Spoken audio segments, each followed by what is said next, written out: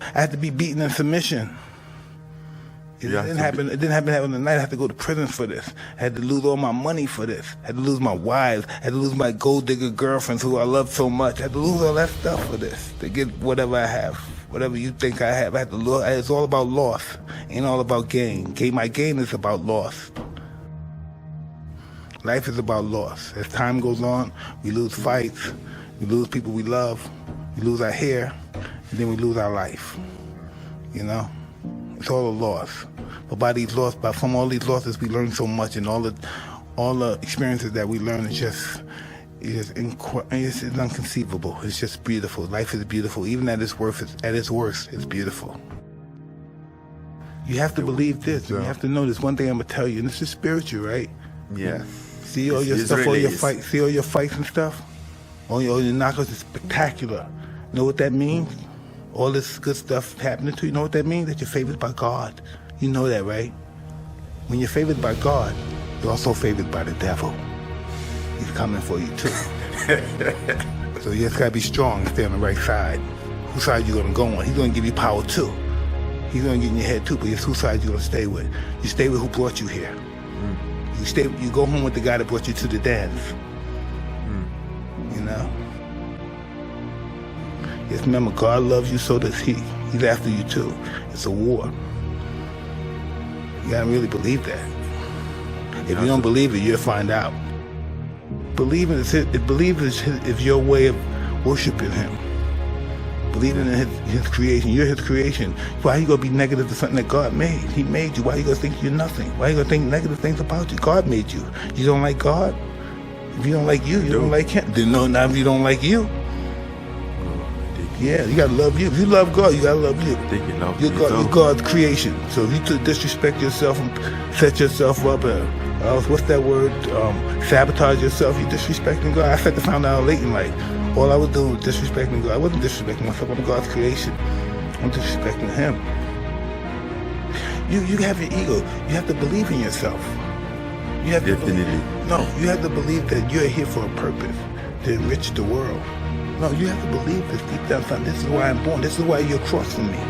This is why you're crossing. Why do you think you're here? You think you're here by osmosis? This is just, you're lucky, and this is the break that you had in your life, and you and me are crossing. Because that's what you want. That's what you wanted, right? Oh yeah. And that's what happened. And it's the same thing with the championship. Definitely. The same thing. It's like this when it comes to you. Your destiny is in your mouth, in your mind. Well, you're the prize. You're the champ. You're the best fighter of God's creation. You gotta believe that you're the best fighter since the beginning of the dawns. You know, you have to believe that. Oh, yeah, I know it's laughing, but you have to believe it. Yeah. You have to believe it, because if you don't believe it, you won't be that person. And you're on that road to try to be that person. So even though it's embarrassing, why are you on this road? This road is to be the greatest fighter in the history of the world. That's what the road is for. Doubt is not gonna work. No doubt. Doubt should be eliminated. You should be a doubt annihilator. You should be an annihilator of doubt. You kill people in the ring, you should kill doubt in your mind and in your soul and your heart. Kill it. It's dead. Fight it every day, because it's going to be hard. It's not going anywhere. You're going to try throw as many negative thoughts at you as possible. And you got to throw as many and triple the positive thoughts. Whatever, those 3 of them, throw 16 back at them. How much you love yourself and how great you are. And how you love God for your hands and your feet and your legs and your skin and your movements and everything. Thank you. Your gratitude. For your life. Yes. Your blessings triple when you have gratitude. You can still be arrogant, but as long as you thank God, give Him gratitude. Thank my mother for my hands. Thank my mother for caring for me to make me put in that situation. Gratitude. Buy your mother something nice. Thank you, Mom. Live for today, you know? Just always think about today, live for the day, enjoy this moment right here, this second right here, because that's only happiness when you're in the moment. We're not in the moment right this second, but sometimes we're just in the moment, we ain't thinking about nothing else but this moment. That's happiness. Nothing's forever, nothing lasts. If we were happy continuously, continuously, like every second of the minute we was happy, we might have a heart attack. How could nobody be happy every second of the day? It's not enough time. We have to be other things by happy. What is happiness? Right. How do you know? Is happiness? Yeah! My man, oh, you're home. Is that happiness? Yeah. Or is that celebration? Yeah. What is happy? What is the meaning of us? That word inspires us, but we don't have no meaning of its existence. Just let everybody know. Think sometime, who are you? Be in touch with who you are, because trust me, if you don't, at this stage, get in touch with who you are and get to know this person, who this is, I think it's a wasted life. Who are you? Where have you come from? Why are you here? What is your purpose? The past doesn't dictate your future.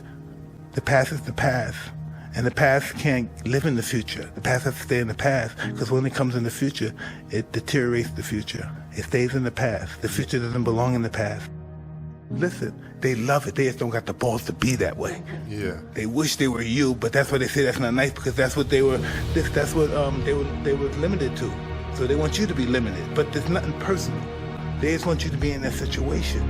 Yeah. We love company. They're successful, but just they're feeling successful. You know what I mean? They're successful at the ceiling. You want to break through the ceiling and go to the stars, the universe, the galaxies.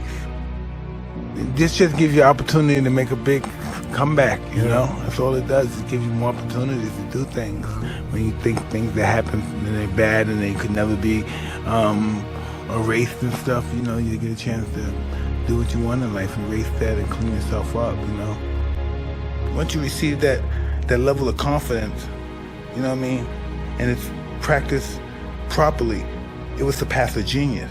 There's nothing more supreme than confidence. Confidence breeds success, and success breeds confidence. Applied properly, you're inconquerable. Yeah. Greatness, you're on the road to greatness. Don't be afraid of it. Greatness is scary. That's why a lot of great people don't make greatness, because they're afraid of it. You gotta grasp it and say it's mine, but ordained by God. You have to believe it. Don't have to tell nobody, just believe it. It's not smart. It's the ultimate way. It's the only way. You don't have to be smart, just to know just to do it and it's gonna work. You only gotta stick with what's work. You know what's not gonna work. When I was a little kid, and I used to be like 14, 13, I used to read about the old legendary fight, but the ones that interested me the most were the guys that got beat in the first fight they ever had, or the third fight they ever had, got knocked out cold, humiliated, and they came back, trained and kept coming back. Yeah. And kept coming back and kept winning and kept winning. They lost another fight, kept winning, never gave up. Yeah. Never became discouraged. And then one day, they got a chance to fight for the title. Boom! Knocked the champion out, another champion. Boom. Imagine they would have gave up and got discouraged when they lost, they got beat, they got knocked out. And then once they became champion, they became champions for long runs. Broke their history books and record books and stuff, but they never gave up. You know how easy it was to give up being knocked out, humiliated in front of people, but they stuck to it. Those are the guys I really admired back then, because they showed that you don't have to be perfect. You could have flaws and still do sensational things that nobody else could, duplicate.